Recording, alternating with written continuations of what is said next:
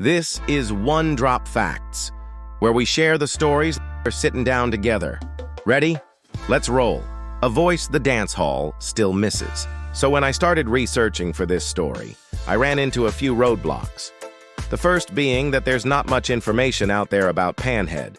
Now I get it. He wasn't around for that long. But you know, even 1 hour is a long time. So that got me thinking, why do we have so little information about Panhead? Well, I figured it might be because he's no longer with us. In fact, he was killed at only age 27. But I believe there's something else going on here. You see, despite how well known he was in Jamaica, for whatever reason, he didn't really get that global shine. And I think that's unfortunate, because if more people knew about Panhead, I think they would have appreciated how important he really was. See, Panhead was much more than just a dancehall artist. He was a poet. He was a journalist, a teacher, an ambassador, and of course, a musician. In today's video, we're going to take a look back at the life of Anthony Johnson, aka Panhead, and try to get a better understanding of what made him such an iconic figure in dancehall and why today he's still considered by many to be the greatest. If you're not already subscribed, please join our family. We'd love to have you. Now, in the heart of Jamaica's hills, where music runs through the red soil like river water, a voice was born. October 28, 1966, in Islington, St. Mary Parish, the same earth that gave us Capleton, Lady Saw, Ninja Man, and Sizzla. From these hills rose a youth named Anthony Johnson. But Kingston would know him different. Dancehall would know him as Panhead. He grew up in a time when Jamaica was boiling politically, economically, musically. Guns and garrisons, Sega versus Manly, uptown versus downtown. But in DI dance, unity. Panhead learned quick. Sound systems were more than music. Dem were news outlets, preachers, warriors. He soaked up the culture. And by 15, he was DJing at small dances with Love Vibration. When Panhead started working with Love Vibration, the sound system was owned and operated by a man named Winston Thompson. I don't know too much about Mr. Thompson, but what I do know is that he helped nurture Panhead's career. I mean, he took the young teen under his wing and taught him the ropes, basically helping him gain the experience he needed to become the DJ we all loved. Now, this was important because, as Panhead himself said, sound systems were the university of the poor. And Panhead? A straight A student. He sharpened his craft on Love Vibration, Scorpio, Creation Sound, and others, learning stage presence, timing, clash etiquette. He battled, he freestyled, he toasted long before studio doors opened. So by the late 80s, word spread. This youth had something. Not just rhymes, presence. And finally, the day had come. October 1985, Panhead entered the recording studio for the first time and cut his first single, Gimme Lickle Loving. Then came Respect Gunman, dark, gritty, truthful. Then Punny Printer, voiced Pawn a King jammy rhythm, and suddenly Panhead busts. Now, it seems that 1989 was Panhead's breakthrough year because by 1991, Panhead was everywhere. I'm talking to the top of the mountain. The thing about Panhead is that he was very unique. His style, commanding, streetwise, honest. Unlike polished pop stars, he spoke the ghetto tongue with clarity. He wasn't just another rude boy, he was a reporter of the streets. His lyrics were based on his experiences living in the inner city. So when he rapped about the violence, poverty, and injustice that surrounded him, he did so with authenticity. It wasn't just boasting or bragging. It was real life.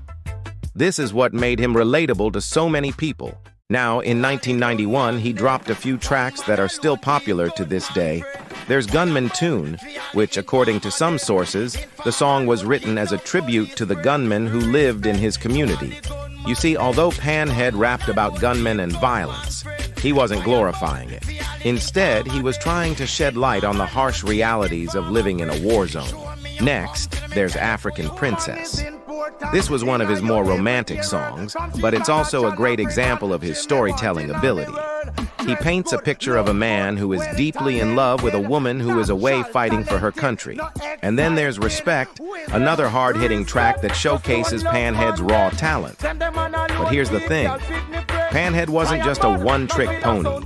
He was versatile, able to tackle any topic with ease and grace.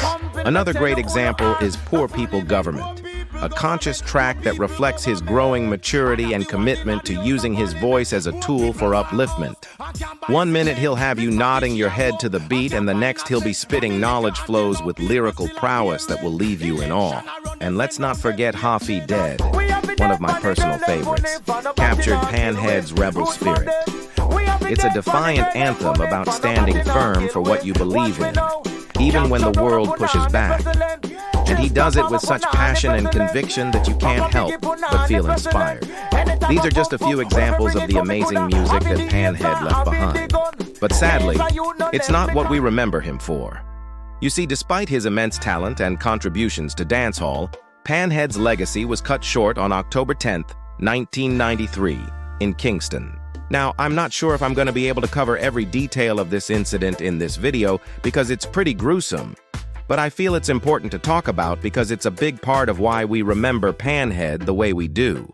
Basically, after a dance in Maverly, Panhead left with some friends. They stopped by a shop when suddenly gunmen opened fire on them. Panhead was shot once in the head. He was rushed to the hospital, but he was pronounced dead on arrival. The crazy thing is that no one was ever arrested for his murder. As far as we know, the case is still unsolved. In the aftermath of Panhead's death, other artists paid tribute to him through their music. I'm talking about songs like Cold-Blooded Murder by Capleton and Murderer by Buju Banton. These songs were not just hits, they were anthems for a nation mourning the loss of a son. Despite the pain and anger, there was also a sense of pride in Panhead's life and legacy. When Luciano and Beanie Man teamed up to release No Mama No Cry, a tribute to fallen soldiers, it became the #1 song in the country. It was a testament to the impact that Panhead had on the community.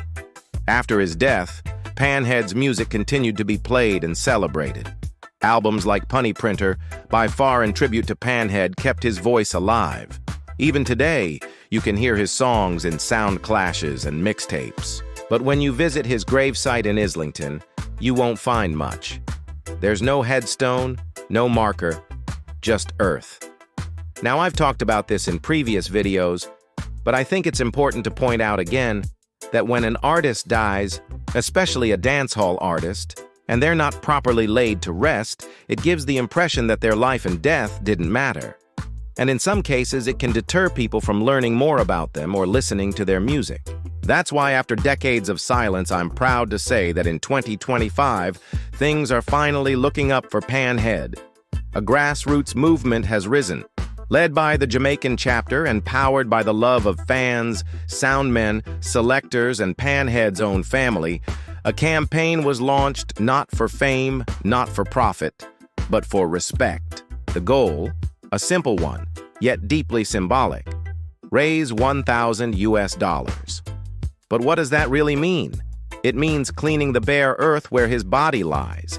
It means laying tiles to protect it from the elements. It means crafting a headstone etched with his name, his music, his legacy, so that no youth ever walks past that grave and asks, "Who is buried here?"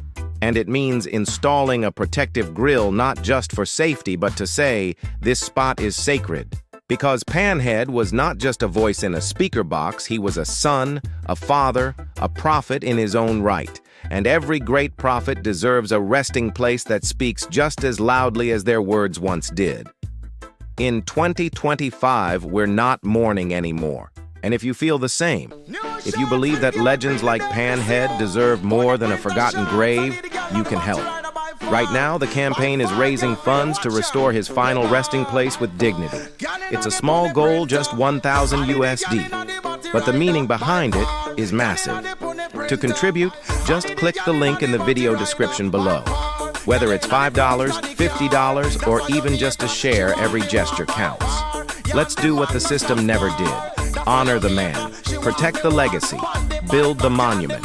Now Panhead might be gone, but his music and legacy will live on forever. In the halls of dance, in the hearts of his people, and in the depths of our souls. Rest in power. Thanks for watching. Don't forget to like, subscribe, and join our family. That's a wrap, fam. One drop, one love, one mission. Until next time, stay groovy, stay blessed, and keep the music playing.